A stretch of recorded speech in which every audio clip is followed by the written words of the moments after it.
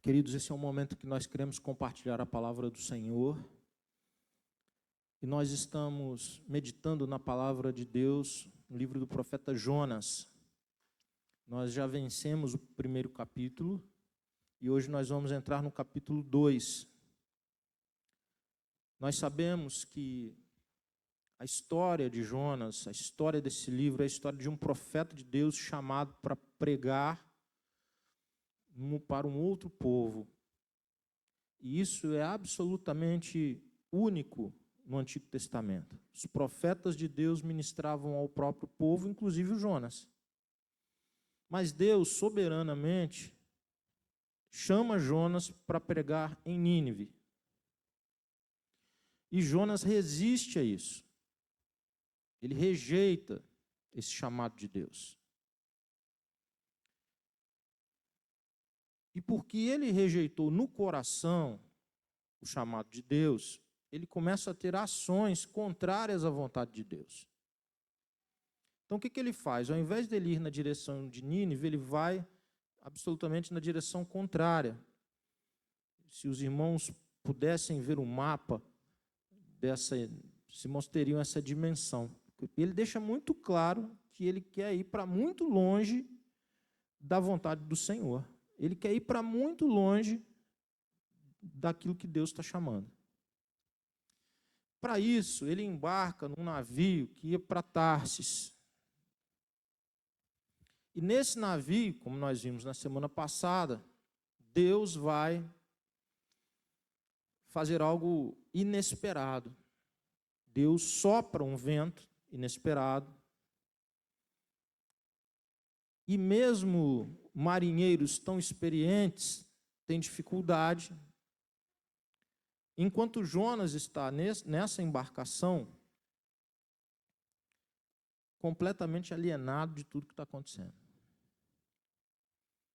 Todo mundo está desesperado e o Jonas lá de boa.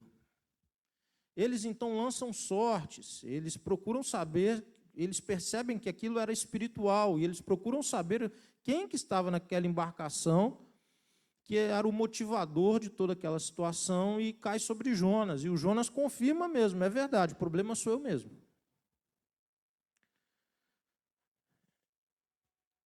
Jonas se identifica como um servo de Deus.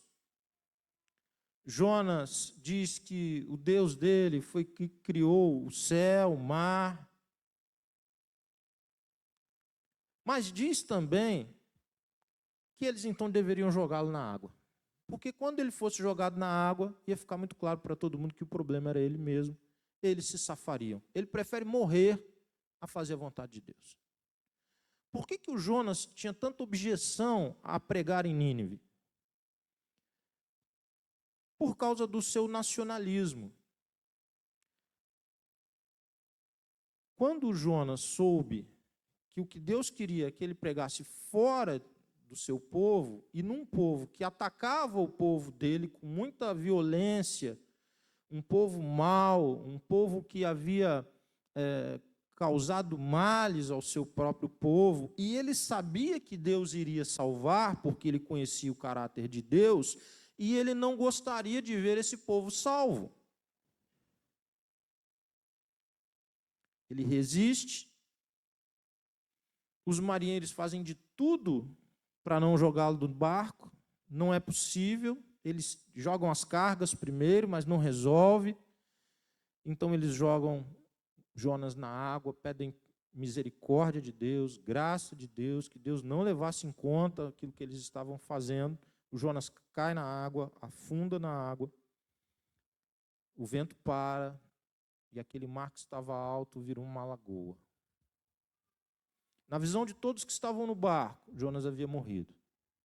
A morte de Jonas trouxe vida e paz para todos aqueles que estavam na embarcação. Hoje nós vamos ler o capítulo 2. O capítulo 2, então, narra a experiência de Jonas após ser lançado da embarcação. O texto nos diz assim: Então, de dentro do peixe, Jonas orou ao Senhor, seu Deus, e disse: Em minha angústia clamei ao Senhor, e ele me respondeu. Gritei da terra dos mortos, e tu me ouviste. Nas profundezas do oceano me lançaste e afundei até o coração do mar.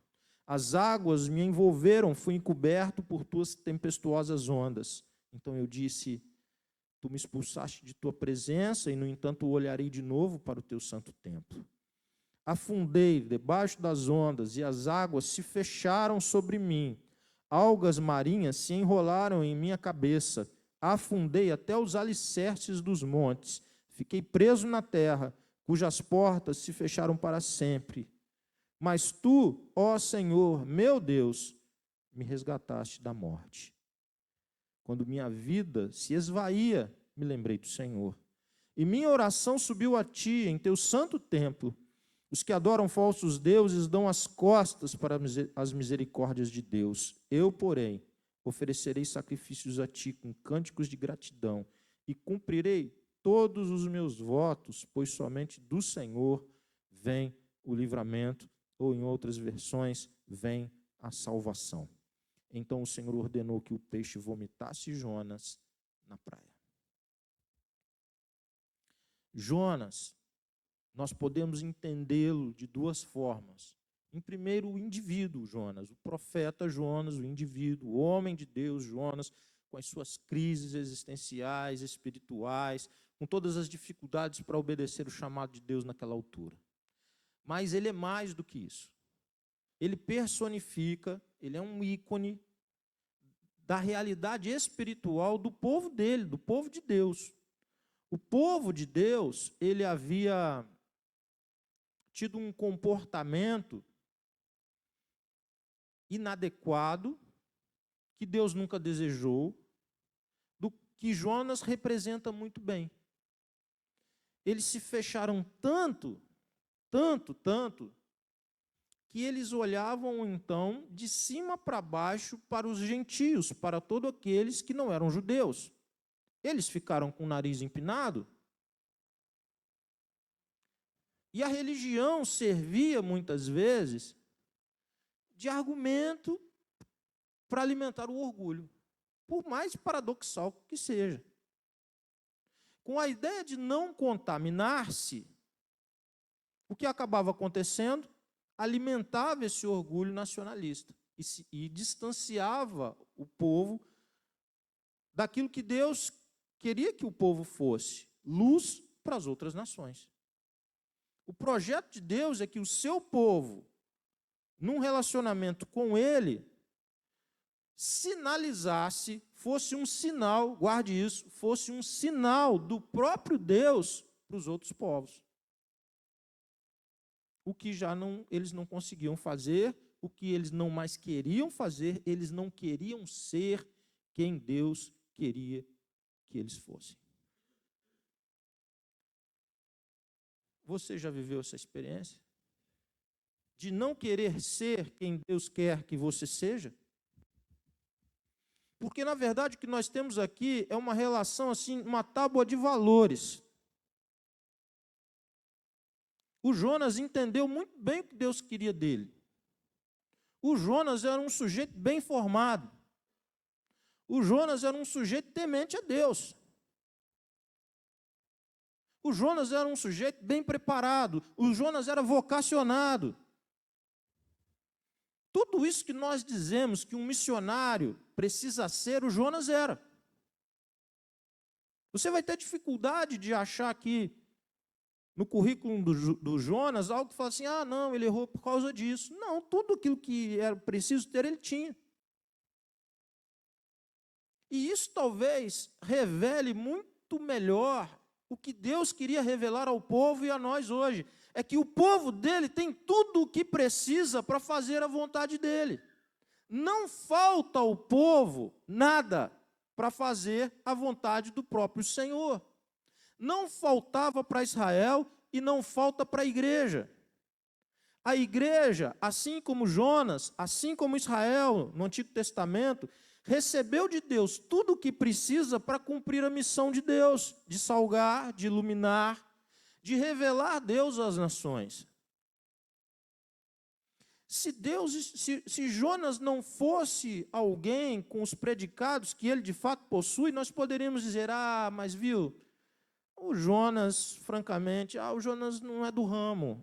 O Jonas não é para isso. O Jonas é para outra coisa, mas para esse negócio de profetizar, essa coisa de fazer a vontade de Deus, não, isso não é para o Jonas. A dificuldade do Jonas era a dificuldade de Israel, é a dificuldade da igreja, e muitas vezes é a nossa própria dificuldade. Saber o que Deus quer, mas endurecer o coração e fazer aquilo que é contrário ao que Deus quer. A queda de Jonas é grande. Quando Jonas rejeita no coração a ordem de Deus, ele começa a tomar ações e ele vai descendo, e o texto vai fortalecendo essa ideia. Ele desce para Jope, depois ele desce para o nível do mar, e dentro da embarcação ele desce para o porão da embarcação, e do porão para a embarcação ele desce para o fundo. Ele vai descendo, descendo, descendo. E essa é a realidade de qualquer um que endureça o seu coração e que voluntariamente desobedeça a Deus. Nós vamos caindo espiritualmente, nós vamos cada vez mais nos distanciando de Deus, da vontade de Deus, da intimidade com Deus. É isso que acontece quando nós rejeitamos a vontade de Deus, a palavra de Deus revelada para dirigir a nossa vida. O que o Jonas está dizendo é o seguinte: Deus, eu tenho um outro plano, eu não vou fazer o que você quer que eu faça, porque eu não serei feliz com aquilo que você quer que eu faça, e eu estou em busca da minha felicidade, e a minha felicidade não inclui fazer a sua vontade, não nisso. Tem um monte de coisa que eu já fiz, e tem um monte de coisa que se você me pedir, eu posso fazer, mas isso não, é demais para mim. Tábua de valores. O que era de mais valor para o Jonas? O que é de mais valor para mim, para você?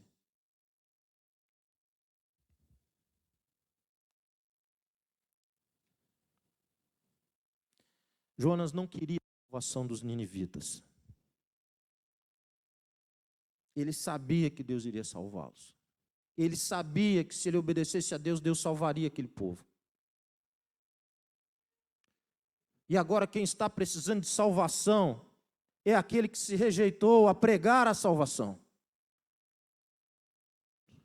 Agora quem está enrolado com algas marinhas na cabeça e lá no fundo, respirando de canudinho, é o Jonas. O Jonas rejeita ser um instrumento de salvação para o outro, e ele vai se enrolando, e ele vai se afundando, que ele está lá no fundo, todo enrolado em algas, e sem nenhuma perspectiva de, com as próprias forças, sair dali.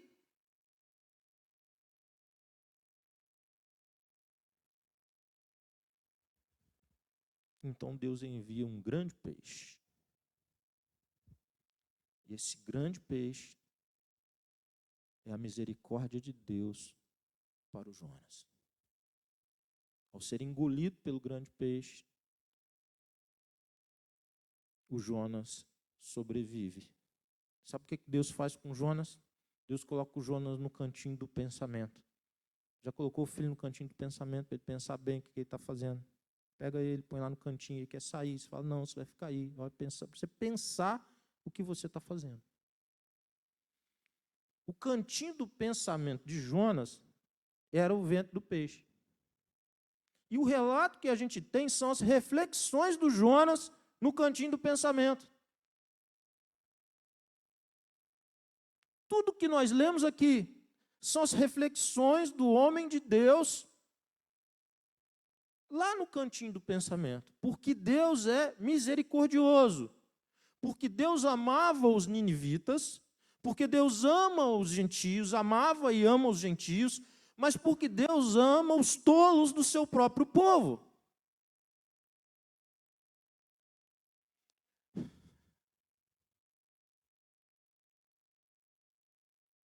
Deus continua amando os tolos do seu próprio povo.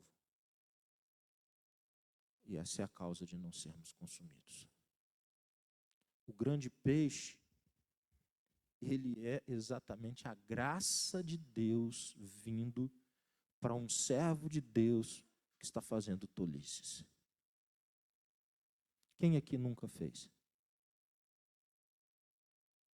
Quem aqui vai bater no peito e dizer: ah, eu não precisava, eu nunca precisei do grande peixe passar na minha vida?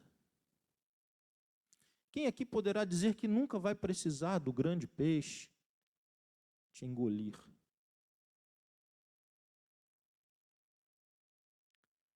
Ser engolido pelo grande peixe, na verdade, simboliza que ele foi engolido, envolvido, abraçado pela graça de Deus na vida dele. Esse ponto precisa ficar cristalino para nós entendermos todo o restante do livro. Se não fosse a graça de Deus, não tinha saída para o Jonas. A tolice dele o teria levado à morte, e a morte em desobediência a Deus. A tolice e a irresponsabilidade, e como nós vimos na semana passada, a insensibilidade espiritual, porque a tolice nos leva para isso, e a gente vai dando corda na tolice, e ela vai nos empurrando para cada vez mais longe de Deus, a um ponto que nós ficamos insensíveis a Deus. Jonas não ora nenhuma vez. Os marinheiros oram. Os marinheiros adoram a Deus. Os marinheiros que são gentios se prostram diante do Deus de Jonas. Eles se convertem ao Deus de Jonas, mas o Jonas não. O Jonas é incapaz de qualquer ação que o leve para perto de Deus. Jonas é incapaz de falar com Deus. Jonas é incapaz de se relacionar com Deus. Por quê? Porque quando nós estamos com relações estremecidas, o primeiro sintoma é que a gente tem dificuldade de falar com uma pessoa. Que é o primeiro sintoma e o mais evidente. Não quero falar.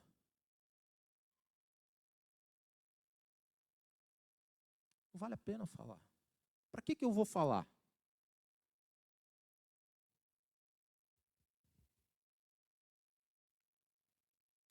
O Jonas estava com relações estremecidas com Deus. E Deus é uma pessoa. Por isso o Jonas não queria falar com Deus. Talvez você tenha entrado aqui hoje precisando ser engolido pelo grande peixe. Deus tem cardumes e mais cardumes de grandes peixes para envolver nossas vidas. Glórias ao Senhor por isso. É só depois que o Jonas é abraçado pela graça de Deus, é abraçado e envolvido pela graça de Deus, que ele vai orar. Por que eu estou destacando isso, irmãos? Não é porque Jonas orou que Deus teve misericórdia da vida dele. Não é essa a sequência. O Jonas só conseguiu orar porque Deus teve misericórdia da vida dele antes dele orar. O peixe passou antes, irmãos. O cantinho do pensamento aconteceu na vida do Jonas antes dele orar, dele se quebrantar, dele se arrepender, dele adorar a Deus, dele voltar a falar com Deus, a se relacionar com Deus. Porque a graça de Deus é que antecede. Nós somos transformados, na verdade, porque o peixe nos engole. Se o peixe de Deus não nos engolir, ninguém é transformado. Nós morremos na desobediência, nós afundamos, nós morremos insensíveis, nós rejeitamos falar com Deus, nós rejeitamos nos relacionar com Deus e com pessoas e morremos naquela condição. Mas é a graça de Deus que nos alcança, que nos envolve, que permite a restauração.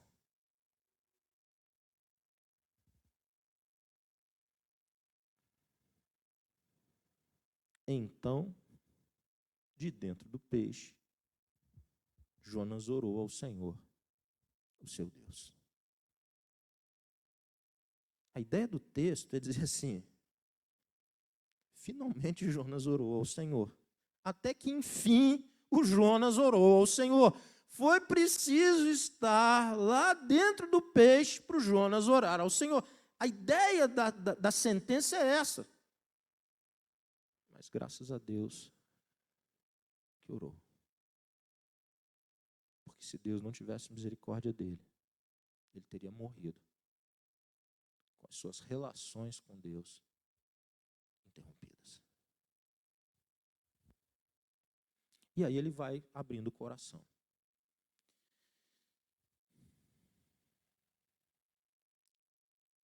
Eu quero lembrar a vocês um outro exemplo bíblico. Exemplo bíblico é um negócio difícil de falar, viu? Tente aí. Exemplo bíblico. Viu como é que é difícil? Exemplo bíblico. Eu vou mudar para uma... Tem uma outra história da Bíblia. Tem uma outra história da Bíblia que nos ensina algo muito semelhante. O Jonas está dentro do peixe. O Jonas não está em Nínive, o Jonas não está no templo, mas ele começa agora, porque ele orou, porque a graça o alcançou e ele orou, ele começa a se ver, ele vê que ele tem futuro. E o futuro dele é ao lado de Deus. Agora o Jonas vai começar a falar que, olha, glórias ao Senhor, Deus bendito, que ouviu a minha oração, eu estava afundando. É muito engraçado até. Ele falou, olha, eu estava afundando, eu fui lá embaixo, mas a minha oração subiu até o Senhor. Enquanto o Jonas estava lá embaixo, isso não foi impedimento para que a oração dele subisse. Quando você está em baixa, Deus derrama graça, Deus passa com peixe na sua vida que te abocanha. Sabe para quê? Para a sua oração subir até Ele, para a sua oração subir até o trono da graça dEle. Porque a oração do Jonas subiu, ele começou a ver a vida de um jeito muito, muito, muito diferente. O Jonas do capítulo 2 é muito diferente do Jonas do capítulo 1. Porque a graça de Deus o envolveu. A Ana, a outra história bíblica é a da Ana. Lembra da Ana? Não essa que nós apresentamos aqui, mas a Ana, a esposa do Eucana. Parece uma dupla sertaneja, mas é um casal da Bíblia, irmãos. O Eucana era um marido formidável, nota 10. Se achava um pouco, é verdade. Mas ele era formidável. A Bíblia diz que ele era top das galáxias. Então, a Ana tinha um maridão daqueles que amava e tudo, mas o que ela não tinha? Filhos. O que na cultura dela era inconcebível. E ela tinha essa dor de não ter, dor de não conseguir, dor de não alcançar.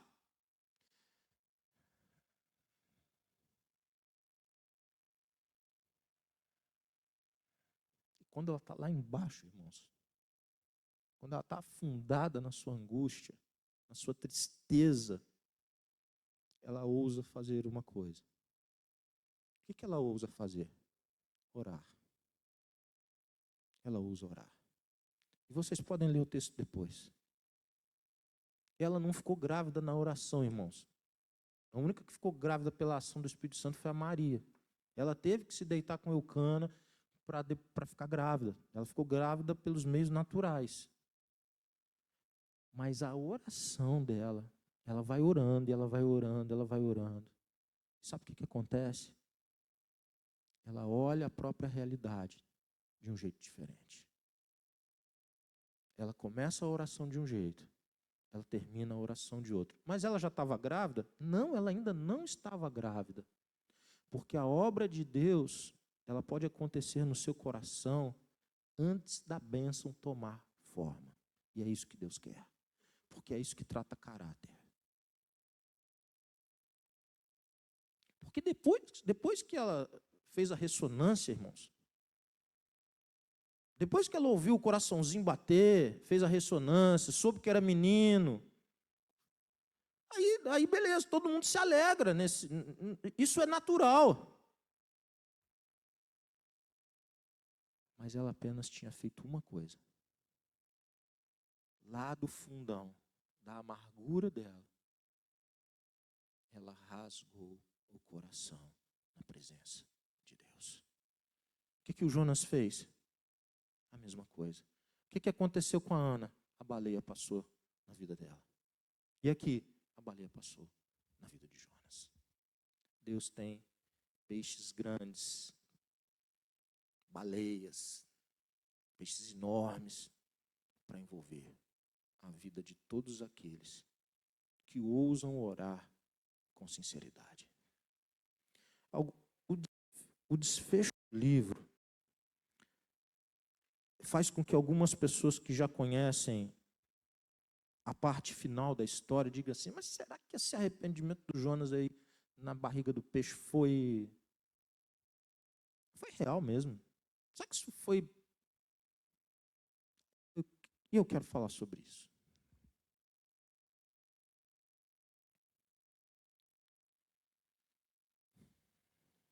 Uma coisa é ser verdadeiro, outra coisa é ser completo. O arrependimento de Jonas foi verdadeiro? Nós não temos motivo algum para descrer que o arrependimento do Jonas não foi verdadeiro. Isso significa que o Jonas nunca vai ter recaída?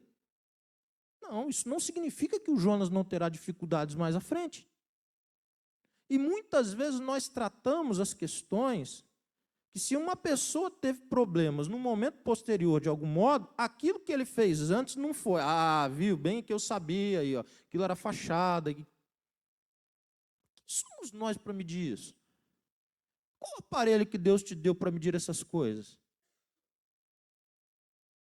A verdade é que o Jonas se arrependeu completamente, mas o Jonas tinha dificuldades, tinha as barreiras, tinha limitações, e necessitaria muitas vezes do cuidado e da correção de Deus. Mas o que nós vemos aqui é um homem quebrantado, irmãos. Um homem sendo absolutamente honesto com Deus. E muitas pessoas têm medo de fazer orações, como Jonas fez, como a Ana fez, dizendo assim, poxa, mas vai que depois eu não seguro isso bem, vai que depois eu tenho uma recaída, porque eu conheço minhas falhas, eu conheço meus erros, então eu não vou dar esse passo de fé, porque eu conheço os meus erros. Mas isso engessa espiritualmente a vida das pessoas, isso atrasa a vida das pessoas, isso não permite que elas vivam experiências incríveis com Deus. Isso é errado. As dificuldades que Jonas tem depois devem nos estimular ainda mais a darmos passos com Deus, a darmos passos na direção das pessoas. Se nós estamos rompidos com Deus, que voltemos para a presença de Deus. Mas qual é a garantia que nós vamos nos manter? Nenhuma. Deus sabe disso o tempo todo. Se você está rompido com pessoas, qual é o passo que você precisa dar? Se aproximar dessa pessoa. Mas o que garante que vocês não terão problema? Nenhum. Ninguém garante isso. Não tem garantia. A garantia sou eu, no máximo. Ou seja, não vale nada. Não é porque não tem garantia que não precisa ser feito. É exatamente porque não tem garantia que precisa ser feito. Eu tenho dito isso, irmãos, em todos os casamentos que eu tenho a oportunidade de fazer. Todos, sem exceção. É muito esquisito o momento de votos no casamento.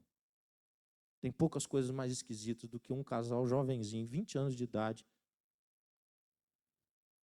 Alguns pais estão rindo aqui. Alguns jovenzinhos, 20 anos de idade, prometendo trocentas milhões de coisas num voto na hora do casamento. Não é esquisito isso?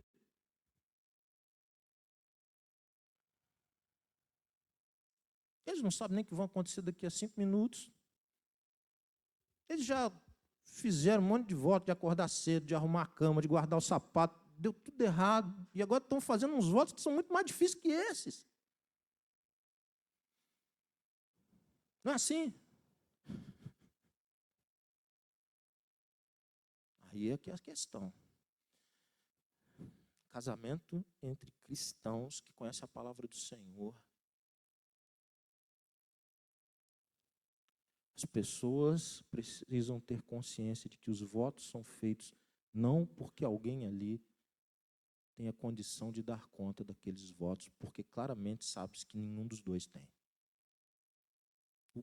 Os dois que estão ali não têm, todos os padrinhos que estão à volta não têm, os pais não têm, os avós nunca tiveram, o pastor, a mulher do pastor, ninguém tem. Então por que se faz? Se faz por uma confiança, por uma crença, por fé, de que aquele Deus que uniu há de sustentar aqueles jovens nos momentos da adversidade. Quando eles errarem, Deus vai mandar o grande peixe. Quando eles tiverem dificuldades, Deus tem grandes peixes para mandar. Quando eles tiverem lutas, Deus tem grandes peixes para mandar.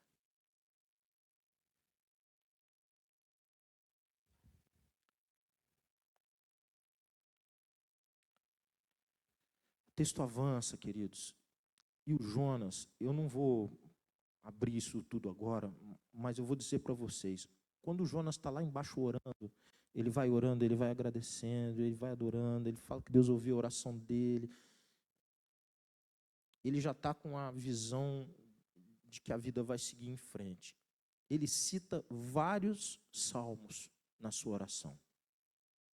A palavra de Deus flui de dentro dele na sua oração.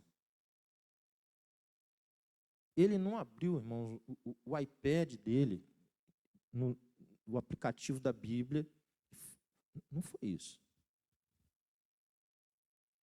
O sujeito estava enrolado em tudo quanto é alga, tinha bebido água que só, estava lá mais morto que vivo, mas quando Deus dá fôlego de vida para ele, o que Deus traz à mente dele?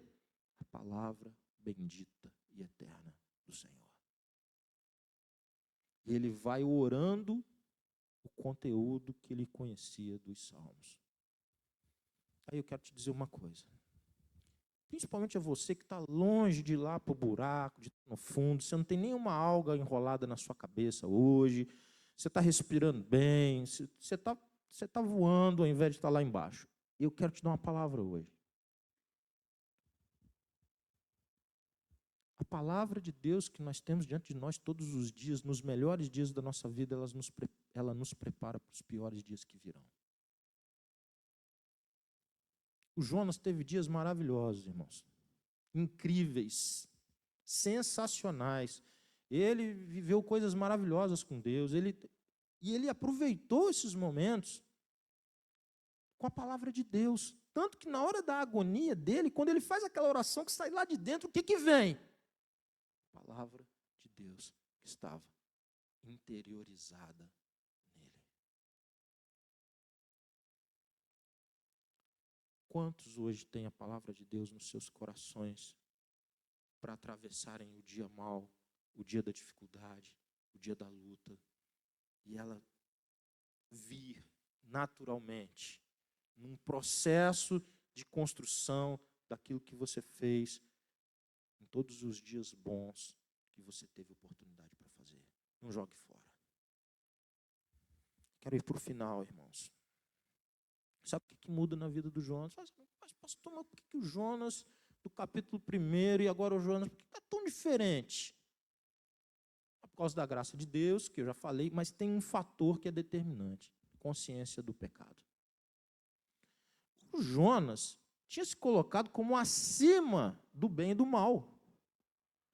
O Jonas, não, pode me jogar, eu sei que eu estou errado mesmo. Irmãos, o Jonas é o típico que fala isso. Sabe quando você vai confrontar algum cristão? Ele fala, não, mas eu sei que eu estou errado mesmo, mas eu quero que se lasque. No fundo, ele está dizendo, eu quero que me joguem do barco mesmo, eu sei que estou errado, você não precisa ficar me alugando a cabeça aqui não precisa alugar meu ouvido, eu sei que eu estou errado, pronto, está acabado, só me jogar na água e você vai viver bem a sua vida. É assim.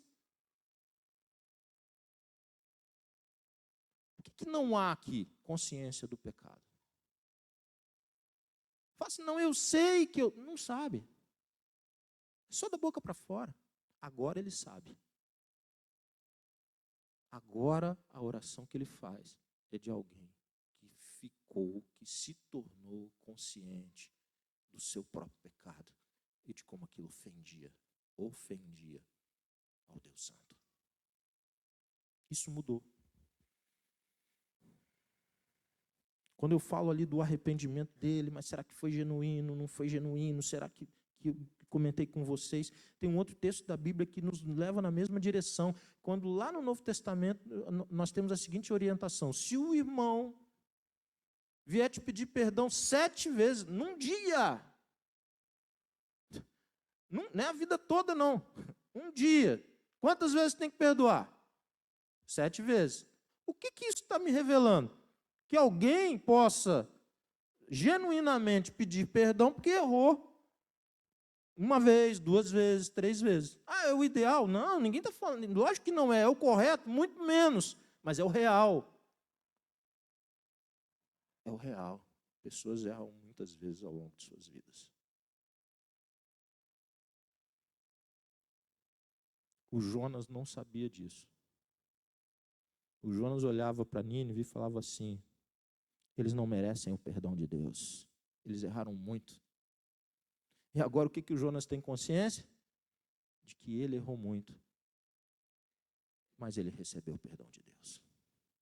Por que o Jonas vai parar em Nínive?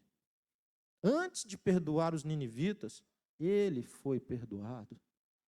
Antes de Deus levar o Jonas para Nínive, para salvar os ninivitas, Deus está mostrando para o Jonas: Jonas, se eu te deixo sem mim um único instante, tu mete os pés pelas mãos. Olha como tu já estava enrolado, olha como tu já estava lá no fundo. Eu tenho misericórdia dos tolos, eu tenho misericórdia dos gentios. É a mesma misericórdia.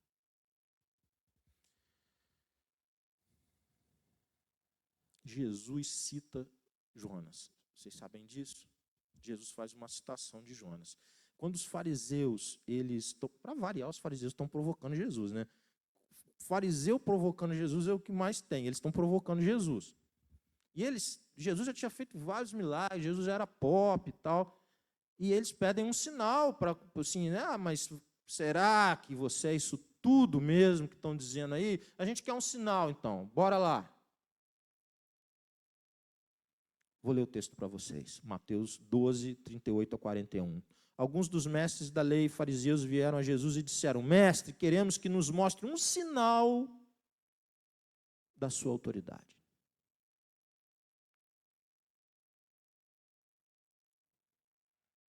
Você acha que sua vida está difícil? Você pensa de Jesus, mano. Ele criou todas as coisas. Ele sustenta todas as coisas. Tudo que foi feito por ele. Se um minuto ele não sustentasse, nada funcionava. E tem um grupo de religiosos que está indo para cima dele assim: mas será que você... Se a sua vida está difícil, você pensa de Jesus. Jesus vai dar uma resposta.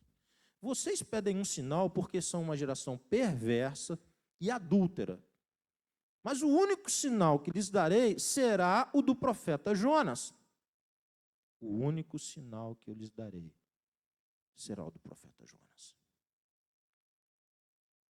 Pois assim como Jonas passou 3 dias e 3 noites no ventre do grande peixe, o Filho do Homem ficará 3 dias e 3 noites no coração da terra. O Jonas é um tiquinho assim do que Jesus é. O Jonas é um tipo, para falar na linguagem teológica, de Jesus no Antigo Testamento. O Jonas é uma silhueta daquilo que teria o conteúdo que é Jesus Cristo. São palavras do próprio Jesus. Mas tem mais, irmãos. Agora os ninivitas vão entrar na história. Olha o que Jesus vai dizer para aquela turma que estava provocando ele. No dia do juízo, os habitantes de Nínive se levantarão contra essa geração e a condenarão. Pois eles se arrependeram de seus pecados quando ouviram a mensagem anunciada por Jonas. E vocês têm à sua frente alguém que é maior que Jonas. 3 dias no ventre do peixe, 3 dias nas profundezas da terra. O sinal é esse: sinal de salvação, sinal de graça, sinal de vida, sinal de vida eterna.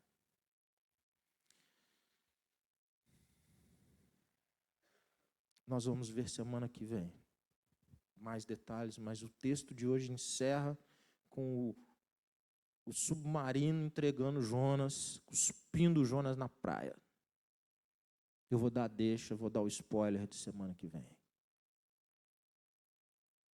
O principal deus da cultura dos ninivitas era um Deus que era meio homem, meio peixe.